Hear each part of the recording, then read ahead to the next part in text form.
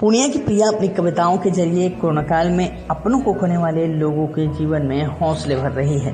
प्रिया के सर से जब माँ बाप का साया छिना और घर वालों की ओर से जब उनकी आज़ादी पूरी तरीके से छीन ली गई, तो उन्होंने एक लेखनी को ही अपना हथियार बनाया। प्रिया हिंदी के साथ ही अंग्रेजी में भी अपनी कविताएं लिखती हैं, जिसे गाने के सुर में पिरोकर वे लोगों के सामने प्रस्तुत करती हैं। सोशल मीडिया पर भी प्रिया की पॉपुलैरिटी लगातार बढ़ती जा रही है।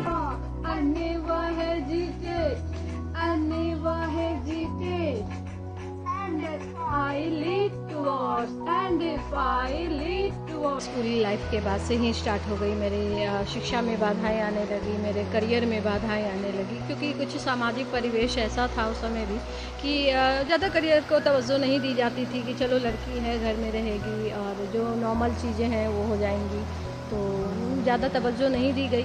तो मैंने भी बड़ों की बातों का मान रखा, मैंने भी कहा नहीं चलो ठीक है घर में ही रहकर कुछ करते हैं। और मुझे चूँकि बचपन से ही लिखने का और चित्रकारी करने का शौक़ था, तो मैं अपने शौक़ को ही जरिया बनाकर आगे निकलने के लिए सोचते रही निरंतर। और मुझे इसमें लोगों का सपोर्ट भी मिला, जिनको अच्छा लगा उन्होंने वाह भी कहा, उन्होंने मुझे आगे बढ़ने को प्रेरित भी करा। और मैंने काफ़ी जगहों पर जैसे कि दिल्ली में गई, वहाँ सम्मानित हुई, पूर्णिया से, पटना से, प्रशासनिक क्षेत्र से मुझे जहाँ मुझे लोगों ने आमंत्रित किया मैं वहाँ गई, सम्मानित हुई। और मैं अब भी चाहती हूँ कि इस चीज़ों को मैं निरंतर बनाए रखूँ, ताकि पूर्णिया से साहित्य को एक नई लोगों की तरफ से नया पहचान मिले, नए लोगों को नई मुकाम मिले। तो इसलिए मैं निरंतर संघर्षशील हूँ, निरंतर प्रयत्नशील हूँ।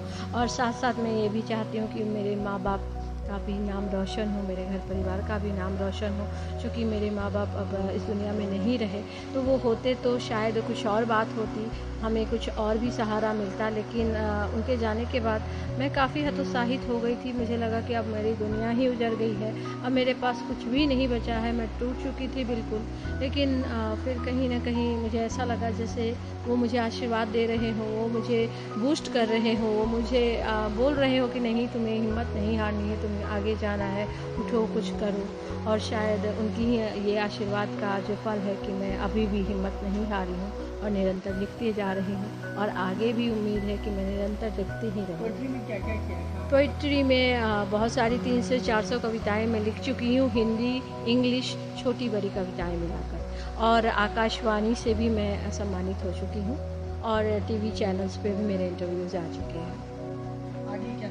आगे बस यही सपना है कि मुझे मेरे नाम से जाना जाए, मुझे मेरे काम से जाना जाए, मैं इस क्षेत्र को, अपने संघर्ष को मैं लोगों तक पहुंचाऊं, ताकि जो कोई भी ऐसे संघर्ष भरी स्थिति में फंस जाते हैं तो कुछ गलत ना करने की बजाय, सुसाइड करने का ना सोच की बजाय वो कुछ अच्छा करने का सोचें। उनके अंदर जो भी छिपी गुण है, जो भी कुशलताएं हैं, कार्य कुशलताएं, उस चीज़ों को वो अपने दम पर आगे लाने का सोचे, ताकि कल को वो भी किसी के लिए प्रेरणा बन सके। सोनीपल चैनल बनाने वाले पोएट्री शो के लिए पूर्णिया की प्रिया का चयन हुआ था, मगर तब पारिवारिक पाबंदियों के कारण प्रिया घर की दहलीज नहीं लांघ सकी थी। आकाश कुमार, दैनिक भास्कर, पूर्णिया।